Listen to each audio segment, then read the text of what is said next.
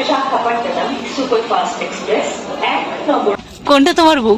কোনটা? একটা দুটো তিন করে তোমার দিকে আঙুল দেখা কি বলছো? বলছি বলে দাও তোর বউ কোনটা? তোমার বউ কোনটা? কোনটা? আমার বউ কোন? কই আমার বউ কই? হ্যালো, রেডি হয়ে গেছি আর একটা নতুন জায়গাকে এক্সপ্লোর করতে। আর আমার সঙ্গে আমার ট্রলিগুলোও রেডি হয়ে গেছে, তার সঙ্গে তোমাদের দাদাও। আমরা এখন রয়েছি বাগনান স্টেশনে। আমাদের সঙ্গে আরও দুজোড়া কপোত-কপোতি যাচ্ছে। এক জোড়া অলরেডি আগে থেকেই এই ট্রেনে রয়েছে, তাদের সঙ্গে মিট হয়ে গেল। এখন আছি বাগনান স্টেশন। বাগনান থেকে লোকাল ধরে চলে এলাম সাঁতরাগাছি। আর এরপর থেকেই আমাদের মেন ডেস্টিনেশন স্টার্ট হবে। আর সাঁতরাগাছি স্টেশনটা কত সুন্দর লাগছে বল, ট্রেনগুলো স্তরে স্তরে দাঁড়িয়ে। শালিমার বিশাখাপট্টনম সুপারফাস্ট এক্সপ্রেস 1 নম্বর প্ল্যাটফর্মে আসছে। কোথায় আছো এখন? এবার নিশ্চয়ই বুঝতে পেরে গেছো আমরা কোথায় যাচ্ছি। ইয়েস, বিশাখাপত্তনম। চলো, ট্রেন আমাদের ঢুকে গেছে, মনে বিশাল আনন্দ, বিশাল ফুর্তি। তো চলো, অলরেডি আমাদের আরেক জোড়া কপোত-কপোতি তারা কিন্তু ট্রেনের ভেতরেই রয়েছে, আর আমরা দুজোড়া কপোত-কপোতি বাইরে ওয়েট করে আছি। অনেক আনন্দ হতে চলেছে, অনেক মজা হতে চলেছে, আর ট্রেন জার্নিটা তো অবশ্যই দারুণ হতে চলেছে। তো চলো ঝটফট করে ট্রেনে উঠি। আমি এখন উঠছি লিটারেলি।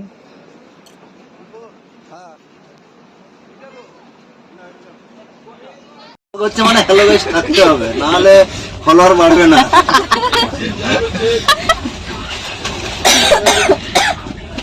কোনটা তোমার বউ? কোনটা তোমার বউ? মানে কোনটা মানে কি একটা দুটো তিন করে তোমার দিকে আঙুল দেখা, যদি তোমার দিকে আঙুল দেখা না, আমি বললাম আমার ঘর এটা। না, তুমি প্রশ্ন করেছো, তুমি ওকে প্রশ্ন করেছো, ও অপশন আর এখানে অনেকেই আছে, ওই জন্য বললাম কোনটা বউ। হোক, বলে দাও তো, সে কি তার বউকে চিনতে ভুল করবে নাকি? কি বলছো? বলছি বলে দাও তোর বউ কোনটা? তোমার বউ কোনটা? কোনটা? আমার বউ কই? আমার বউ কই? ও শুনছো? ও পৌঁছাতে তো 11টা বাজে। এরপরে মরা কাপড়টা দিবে, এরপরে মরা কাপড়টা দিবে। তুই দেখ আরম্ভ হয়ে গেছে।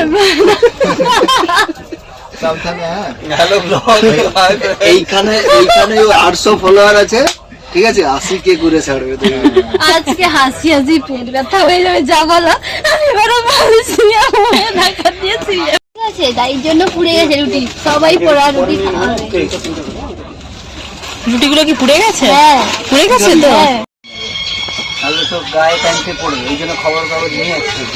সেটা আমার লাগে না, ওটা ওই যে কাগজটা, ওটা আমরা অ্যালাউ করি। এটা খালি পাতা খাওয়ার কোথায়? যেটা পেয়েছো সেটা অনেক সৌভাগ্য তোমার, তাই না ভাই? বাপি তো আমাকে খালি পাতা ভালো দিচ্ছে। কাজ করেছি, যা বলো।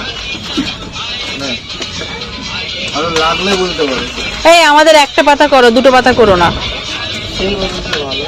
হ্যাঁ, আমার একটা পাতা করো, আমার এইখানে রাখো। না করলে ভালো হতো। লাগবে না, এটা কাটবে। আমাদের দুজনের কিন্তু, ঠিক আছে? শনি টাকা হ্যাঁ, একটু দাও। জনে 4টে। হ্যাঁ, মাম্পিয়া দিকটা চলে বাপিটা কালারটা কি করেছে! এটা কি দোকান থেকে কিনে এনেছো না নিজে রান্না করেছো? যাচ্ছি তো। হ্যাঁ, তার কাটা আছে, এর সাথে গেলে তুই ভবো। আরে এটা কি রান্না করেছে না কিনে এনেছে? রান্না করেছে, এরকম কালার মেরেছে। তো আমাদের খাওয়ার দাওয়া স্টার্ট হয়ে গেছে। বাপিদা পরোটা আর ঘুগনি করে এনেছিল, আর আমি নিয়ে গেছিলাম আলুর সাদা চচ্চড়ি আর ডিম সেদ্ধ আর মিষ্টি। তো অনেক এনজয় করে খাওয়া দাওয়া হয়েছে, অনেক রাত অবধি আমি জেগেছিলাম। আর আমার না রাত্রিবেলায় ফাঁকা স্টেশন দেখতে খুব ভাল লাগে। তো অনেকক্ষণ জেগে থাকার পরে এখন আমি মুখে একটা মাস্ক নিয়ে ঘুমিয়ে পড়েছি, কারণ কোনো স্কিন কেয়ার করিই নি। তো সকাল হয়ে গেছে, সূর্যি মামা উঠে গেছে, আর সূর্যি মামাকে দেখে আমার একটাই গান মনে পড়ল। ওঠো ওঠো সূর্যাই রে, ঝিকিমিকি দিয়া কালকে তুমি আধার রাতে কোথায় ছিলে গিয়া ওঠো ওঠো সূর্যাই রে ঝিকিমিকি দিয়া কালকে তুমি আধার রাতে।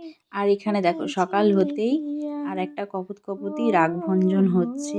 আর আমার বর ট্রেন সফর করতে গেছে, ট্রেনের ভেতরে কোথায় কার কী সুবিধা দরকার সেই সব উনি দেখতে গেছেন।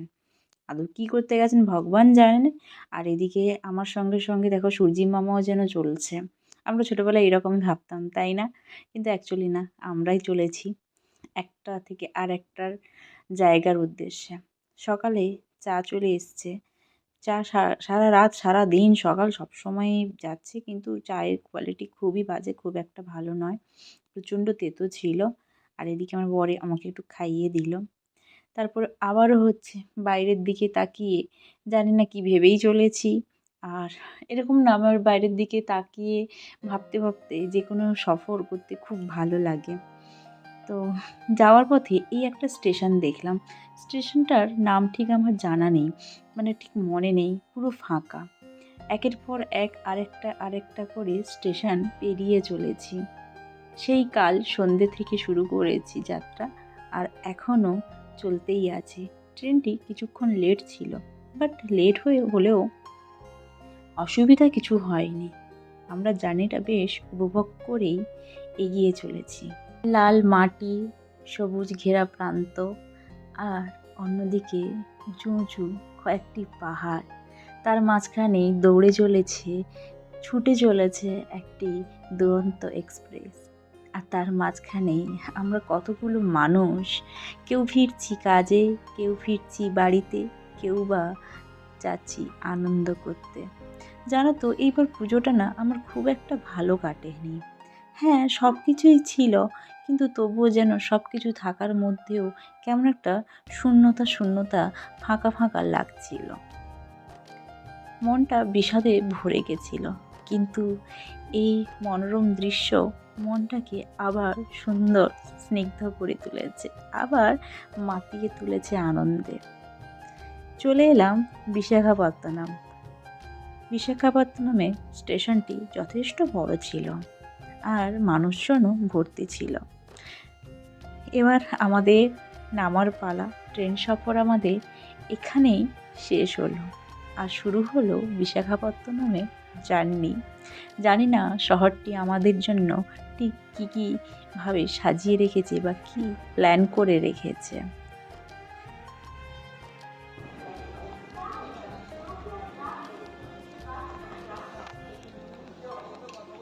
দীর্ঘ প্রতীক্ষার পর ট্রেন থেকে নেমে পড়লাম। শুরু হলো আমাদের গন্তব্যে পৌঁছানোর জন্য তাড়াহুড়ো হুটোপাটি। প্রচণ্ড পরিমাণে মানুষজন এসেছে, আর বিশাখাপত্তনম স্টেশন থেকে খুব সুন্দরই লাগলো দেখতে। আর দেখো কি সুন্দর, কত বড় বড় পাখা, ভালোই লাগলো। আর স্টেশনটাও খুব সুন্দর সাজানো গোছানো, মনে হচ্ছে যেন কোনো এক বিদেশের কোনো মাটিতে পা দিয়েছি। যাই হোক, চলো তোমাদেরকে একটু করে ঘুরিয়ে দেখালাম। বাইরে অসংখ্য ক্যাব রয়েছে, ট্যাক্সি রয়েছে, অটো রয়েছে। আমরা অটো করে পৌঁছে গেলাম আমাদের চেনা একটি হোটেল ব্লু মুন ইন। এটা আমাদের একজন পরিচিতই। ফাইনালি আমরা চেক ইন করলাম বিশাখাপত্তনমে। আমরা এলাম ব্লু মুন হোটেল, না ব্লু মুন ইন। তোমাদের তো দেখালাম পুরো হোটেল রুম সব কিছুই পরে ঘুরে দেখাবো। আর হোটেলটা যথেষ্ট খুব ভালো, চেনা জানার মধ্যেই, তাই আমরা একটু সস্তায় পেয়ে গেছি বলতে গেলে। তো এখন আমরা ফ্রেশ হব, ফ্রেশ হয়ে কোথায় কি ঘুরতে যাচ্ছি, কি প্ল্যান হচ্ছে না শেয়ার করবো। উইদাউট প্ল্যান, কোনো সেরকম প্ল্যান নেই, সব বসেই প্ল্যান করবো, ফিক্সড করবো। তো চলো তোমাদের হোটেল আমাদের রুমটা একবার ছোট্ট করে দেখিয়ে দিই। আমাদের গেট থেকে এন্ট্রি করলে আমাদের এখানে একটা সিটিং অ্যারেঞ্জ দিয়েছে। এই হচ্ছে বেড, এই একটা আমাদের ড্রয়ার দিয়েছে, এখানে রয়েছে টিভি, ওখানে রয়েছে আলমিরা, এদিকে রয়েছে বাথরুম, এই যে ওয়াশরুম। করে ফ্রেশ হয়ে নিলাম, কারণ খিদেতে পেটে ঝুঁচো ডন মারছে। এখন আমরা খেতে যাব। তো বাঙালি হোটেল খুঁজতে খুঁজতে আমরা চলে গেলাম আরকে বিচে। আরকে বিচ মানে ওখানে হচ্ছে সব রকম বাঙালি খাওয়ার সব কিছু অ্যাভেলেবেল, খাবার দাবার সব কিছুই ওখানে পাওয়া যায়। তো আমাদের হোটেলের সামনেই একটি অটো ছিল, অটো ধরেই চলে এলাম। আর এইটা হলো সেই আরকে বিচ, অনেকেরই চেনা, যারা আগে ভাইজ্যাগ এসেছো তাদের কাছে তো খুবই পরিচিত একটি জায়গা। জায়গাটাও খুব সুন্দর, গোছানো, ওয়েল মেনটেন্ড। তো আমরা একটি বাঙালি হোটেলে এসেছিলাম, কথা বলে জানলাম ওখানকার কর্মচারীরা আমাদের বাড়িরই আশেপাশে, এই নিমদিঘি, তমলুক এইসব জায়গারই মানুষ। তো আমরা নিয়ে নিয়েছিলাম সবজি থালি। তো সবজি থালিতে দেখতেই পাচ্ছ কত কিছু দেওয়া রয়েছে, আর থালিটির দাম ছিল শুধুমাত্র 120 টাকা। এই হচ্ছে সেই হোটেল, ঠিক আরকে বিচের যে বাস স্টপ তার অপোজিটেই হোটেলটা রয়েছে। এই যে এটা হোটেল সোনার বাংলা, এখানে প্রত্যেকটা খাবারই খুব সুন্দর ছিল। আমি সাজেস্ট করবো এখানে এলে এই হোটেলে তোমরা খেও, প্রত্যেকটা রান্নাই খুব সুন্দর। না, হোটেলটা ভালো, খুব সুন্দর। হ্যালো গাইস, বলো গাইস। আমি হজমলা নিয়ে এসেছিলাম, খাওয়ার পরে আমরা খেলাম, তারপরে নিয়ে দাঁড়িয়ে। খাবো। হজমলাটা কিন্তু দেয়নি, কি কোম্পানি অ্যাড দিলি? দেয়া এটাকে প্রমোশন করলি তুই কোম্পানিটা। নন পেড কিন্তু। না, তো খাওয়া দাওয়ার পরে একটু বিচে আমরা ঘোরাঘুরি করছি। ঘোরাঘুরি করে আমরা বিকেলের যে সাইট সিনগুলো রয়েছে আরকে বিচে, ওগুলো আমরা কভার করে নেব।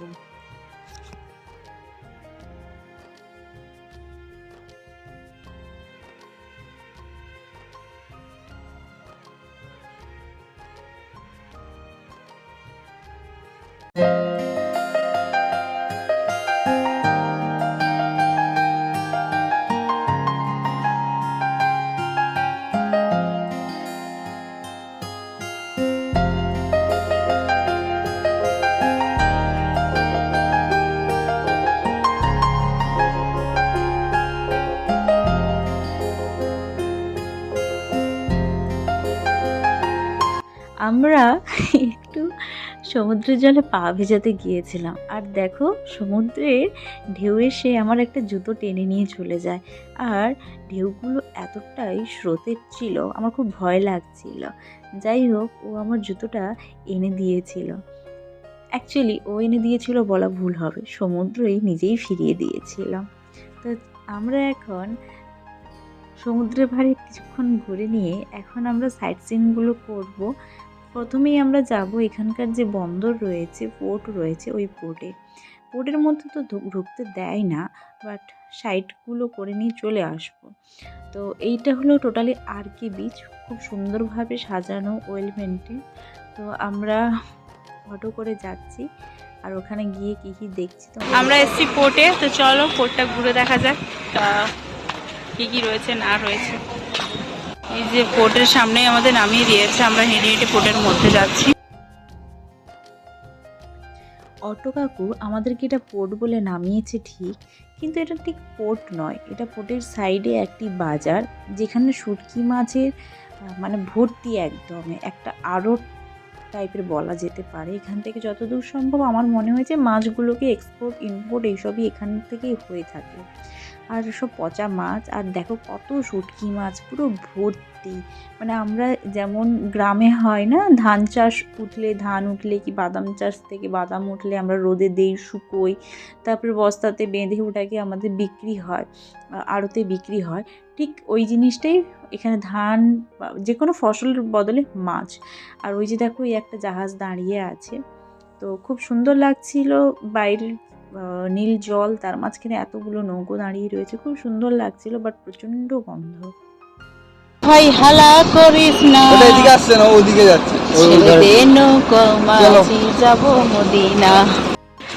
বন্দর হচ্ছে এই রুট, বন্দর সবসময় বন্ধ থাকে সিকিউরিটি পারপাস, কিন্তু এটা হচ্ছে শুটকি মাছের বন্দর, মানে শুধু শুটকি মাছ প্রচণ্ড পরিমাণে। যারা শুটকি মাছের গন্ধ নিতে পারো তারা আসবে, নাহলে না আসাটাই বেস্ট। খাওয়ার পরে একদমই আসবে না, বমি হয়ে যাবে। জাহাজগুলো উল্টো পাশ থেকে দেখা যাবে, কিন্তু বন্দর এখান থেকে দেখা যাবে না। যত ধরনের অফিস, অফিস ওগুলোতে থাকে, ওগুলো বেশ থাকে।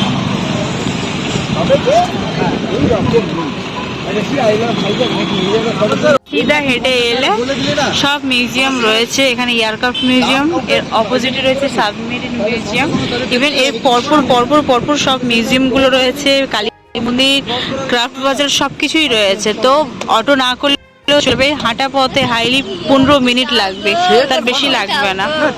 Thanks guys. তোমাদের সাথে কি এটা হয় এই যে জায়গাগুলো আমরা কোনোদিন যাইনি, সেইগুলো প্রথমবার গেলে একটা আলাদা একটা এক্সাইটমেন্ট কাজ করে মনের মধ্যে, যে এরপরে কি আছে, এর মধ্যে কি আছে, এরপর কোথায় যাব, এখানকার মানুষজন কেমন, সব কিছু কি আমার মতন কি তোমাদের মধ্যেও কি এটা মনে হয়? প্লিজ কমেন্ট করে জানাবে। আর খাওয়া দাওয়ার পরে ওর থেকে ফিরে সোজা আমরা হেঁটে হেঁটে এসেছি সূর্যাস্তটাকে উপভোগ করতে করতে। অ্যাকচুয়ালি অনেকের কাছে এটা হয়তো হানিমুন মনে হতে পারে, কিন্তু আমাদের কাছে এটা এক্সপ্লোরই মনে হয়েছে, কারণ আমরা প্রচণ্ড পরিমাণে এক্সপ্লোর করেছি জায়গাগুলো। আর খুব সুন্দর জায়গা, অবশ্যই ভালো লাগারই জায়গা, ভালো লাগবে, একটু কস্টলিও রয়েছে। আমরা এখন যাচ্ছি সাবমেরিন মিউজিয়ামে, ওখানেই আমরা টিকিট কাটবো। তো এই হচ্ছে টিকিট কাউন্টার, এখানে একসঙ্গেই টিকিট কাটা হয় 4টে মিউজিয়ামে, 200 টাকা পার হেড নিয়েছে। আর এখানে কিন্তু ক্যামেরা ফটোগ্রাফি অ্যালাউড নয়, ক্যামেরা ফটোগ্রাফি করতে গেলে, ভিডিওগ্রাফি করতে গেলে আলাদা একটা চার্জেস দিতে হবে। আর আমরা ফার্স্ট সাবমেরিন মিউজিয়াম দিয়ে স্টার্ট করেছিলাম। সত্যি কথা বলতে এখানে খুব আমার মন খারাপ হয়ে গেছিলো, তার কারণ অনেকেই জানো, যেহেতু ও মার্চেন্ট নেভিতে কাজ করে, তো কিছুটা হলেও মানে রিলেট করতে পারছিলাম যে ওখানকার লাইফস্টাইলগুলো কতটাই কষ্টকর। হ্যালো গাইস, আমরা এয়ারক্রাফটে উঠে আছি, এখানটায় আমরা চালাবো এটা। এই যে দেখতে পাচ্ছ, ওই যে ওখানে এখন কাঠের ঘোড়া বাঁধা আছে, ঠিক আছে, বাসের ঘোড়া। ভারতের প্রথম এয়ারক্রাফট মিউজিয়াম কিন্তু বিশাখাপত্তনমেই হয়েছিল, দেন সেকেন্ড কলকাতাতে হয়েছে। আমি তো বলবো এখানে সবারই আসা উচিত, বিশেষ করে বাচ্চাদের, অনেক কিছুই শিখবে, অনেক কিছুই জানবে। হেলিকপ্টার মিউজিয়াম, এখন আমরা হেলিকপ্টার মিউজিয়ামে রয়েছি। দুটো এয়ারক্রাফট, একটা সাবমেরিন আর একটা এয়ারক্রাফট মিউজিয়াম আমরা কমপ্লিট করলাম। এখন হেলিকপ্টার মিউজিয়াম পার টিকিট 50 করে, একসঙ্গে কাটলে 50 করে পড়ছে। আমাকে আদৌ দেখা গেছে আমি জানি না, কিন্তু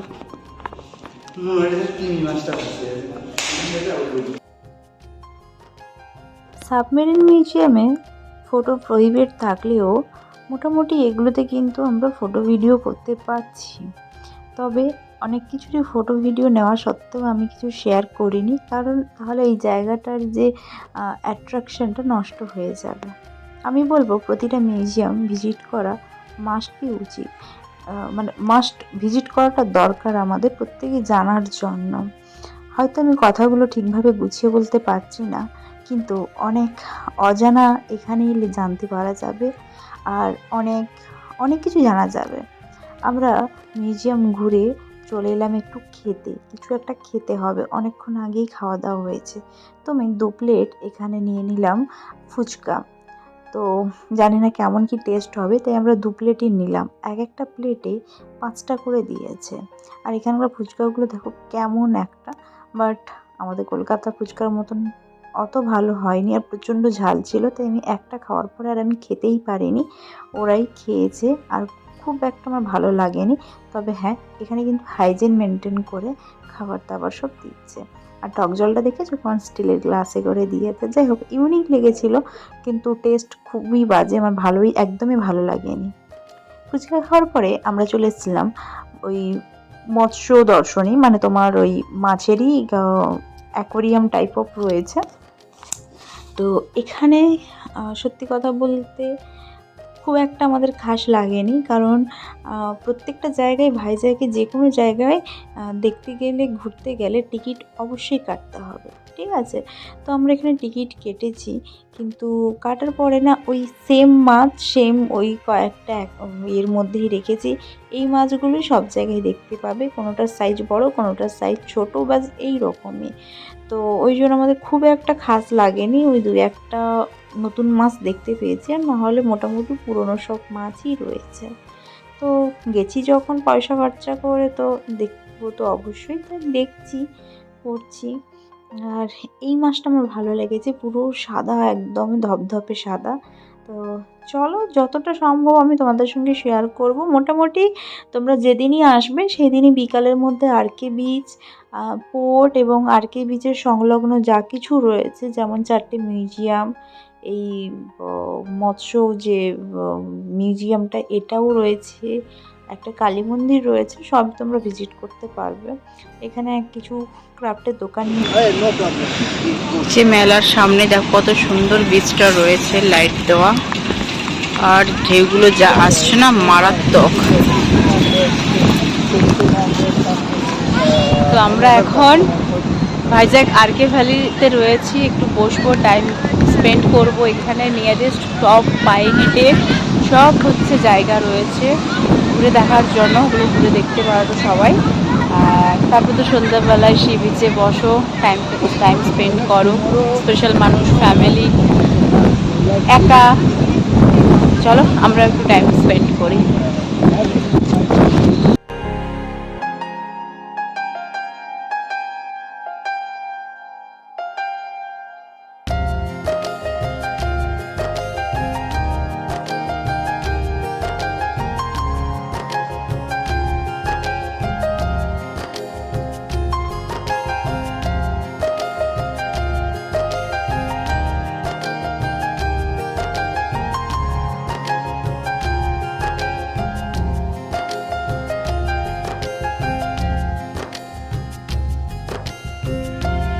ক্রাফট বাজারে আমরা ঢুকছি। আমরা এখন অল ইন্ডিয়া ক্রাফট বাজারে ঢুকছি, কিন্তু যা দাম কিনবো না কি ভাবছি, দেখা যাক যদি দামে ঠামে চলে গরিব মানুষদের জন্য।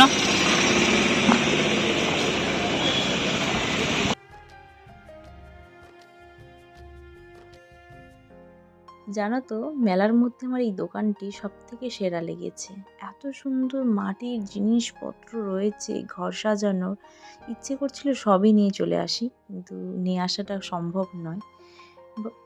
মেলা থেকে ঘুরে আমরা নিয়ে নিলাম কর্ন চাট, খুব খিদা পেয়ে গেছিল।